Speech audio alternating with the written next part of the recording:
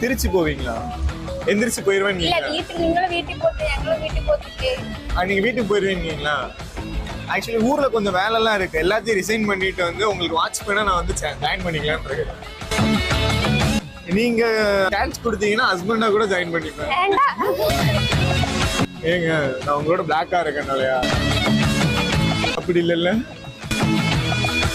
எனக்கு வந்து என்னோட ஃபியூச்சர் ஒய்ஃபுக்கு வந்து எப்படி கண்ணு இருக்கணும்னு நினைச்சனோ அதே மாதிரி உங்க கண்ணு இருக்குங்க. உங்க கண்ணு வந்து என்கிட்ட நிறைய சொல்லுது. உங்க கண்ணுக்கு என்ன பிடிச்சிருக்குங்கிறத வந்து பிடிக்கலையா? ஆக்சுவலி என் காது வந்து உங்ககிட்ட ஒரு மூணே வார்த்தையை கேட்கறதுக்காண்டி வெயிட் பண்ணிருக்கேன்.